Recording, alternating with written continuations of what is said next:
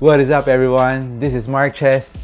I am back here in the studio to do a comparison video between the new Jordan 33 versus the Nike LeBron 16.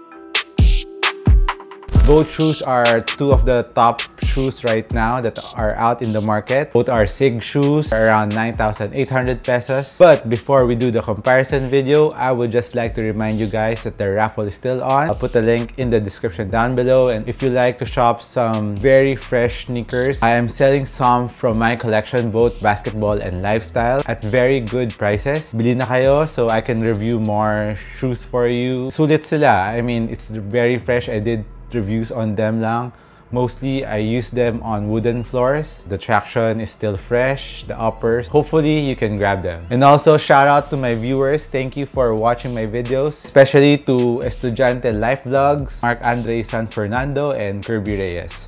Shout out to you guys. Thank you for watching. So let's get on to the comparison between the two shoes. I won't go too much in depth on the details on both shoes, mainly on the differences lang and my impressions. So if you want the more detailed, I'll put the full performance review on both shoes up here. So let's start off with the uppers on both shoes. The LeBron 16s uses BattleKnit version 2, which is a very strong, sturdy, structured upper compared to the knit found in the LeBron 15s. As for the Jordan 33, it's made out of engineered mesh. The pros on the BattleKnit on the LeBron 16s is if you want a more thicker material, more structured compared to the Jordan 33's engineered mesh. The upside of the engineered mesh is it's thinner, so it's cooler, ventilation is good. The main difference between the BattleKnit is it conforms more on your foot. Parang it molds on your foot more. So if you want that feeling, go with the BattleKnit, but you can never go wrong with the engineered mesh too. It's very supportive, structured, and both shoes' lateral support and medial support are very good. Both have very good forefoot containment. And onto the materials on the heel part on both shoes. The LeBron 16s has a very nice heel counter, huge triangular heel counter. In the Jordan 33, the heel material is also made out of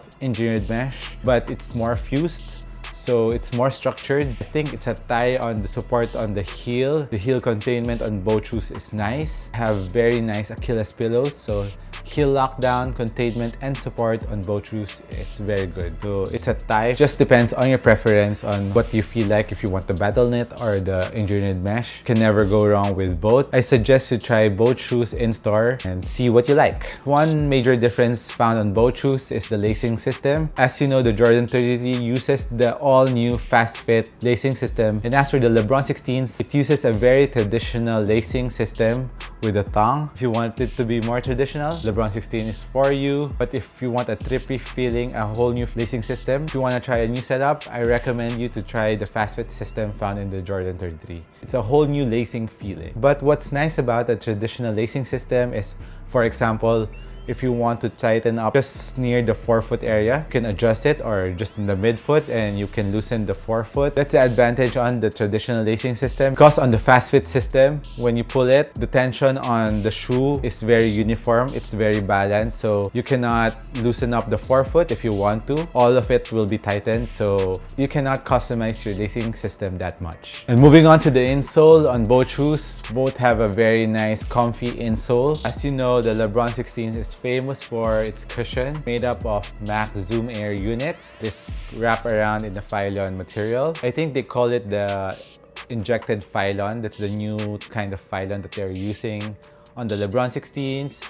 In the Kobe AD Exodus, it's an injected Phylon compared to the old Phylon material, so it's a little bit softer, but still structured. On the Jordan 33, I think it's an injected Phylon that they're using with a zoom unit in the forefoot, which is really big, and a hex zoom unit on the heel. And both zoom units in the Jordan 33 are uncaged, so it's unlocked. So the main difference on both cushion setup is, of course, in the LeBron 16, it's the maximum comfort feeling cushion that you can find in the market that is out now. But the downside on the Max Zoom Air units is you're high off the ground. So if you are a player who doesn't want to be high off the ground, you want more court feel, I won't suggest the LeBron 16s. On the Jordan 33, I felt the 4-foot zoom unit more, but the Hex zoom unit on the heel part, I didn't feel it that much. Don't know if I need to break it in some more. Right now, I can feel it, but the impact protection on the heel part of the Jordan 33 is good enough, but not as great as the ones in the LeBron 16s. And the advantage of the Jordan 33 on the LeBron 16s is it's more responsive and there's more court feel. If you are a player who wants more court feel, enough bounciness, go with the Jordan 33. But if you want maximum bounciness, impact protection that you can find in the shoe, of course, go with the LeBron 16s. Now let's go to the outsole. The traction on both shoes is very good, but the main difference is LeBron 16 doesn't squeak at that much, while the Jordan 33 is on the opposite side of the spectrum. Screams, it squeaks a lot. The Jordan 33 picks up more dust compared to the LeBron 16s. Because the traction in the LeBron 16s is widely spaced, so the dirt and dust doesn't get trapped in the outsole. But don't get too worried about the Jordan 33. It picks up dust, but not that much. Nothing a little wipe cannot fix, so just a slight wipe and you're good to go. Both shoes have very good traction. But if you're a player like me who wants a squeak sound in your shoes, go with the Jordan 33. Which shoe you can use more outdoors? I think it's the LeBron 16s. Because the rubber is thicker, the knobs you can find in the Jordan 33 is quite small. You can use it outdoor, but I won't recommend it to be used that much outdoors because it's quite similar to the Kobe AD Exodus. The rubber is thick, but the knobs are small. So outdoors, LeBron 16s. As for sizing wise, because the LeBron 16s uses battle knit, I went down half a size because I like it to be more snug. But with the Jordan 33, I went true to size because it's a bit more narrow. So for regular footers, true to size on the Jordan 33 and half size down on the LeBron 16s. For wide footers, I would suggest you go true to size on the LeBron 16s, while on the Jordan 33, maybe half size bigger because the Jordan 33 is a bit narrow. Or if you have the Jordan 32, get the same size. I think you'll be safe with that. So I wouldn't be choosing between the two shoes. I know a lot of you have been requesting me to choose on the two shoes that I've been comparing, but with this one, I've said in one of my replies is it really depends on what I feel on that day. If I want maximum cushion or I want more court feel and just enough bounciness, I'll go with the Jordan 33. If I want maximum cushion and impact protection, I would go with the LeBron 16s. You will never go wrong on both shoes. Both are very good performers. So if you're a guard who likes to play fast and doesn't jump that much, more on the ground plays, Jordan 33 is for you. But if you're a high flying or if you're a big man, if you want more cushion, I suggest the LeBron 16s. So I hope I helped you guys out in choosing between the two shoes. Thank you again for watching my video. This has been Marches once again, and I appreciate you, and I'll catch you in the next one. Peace.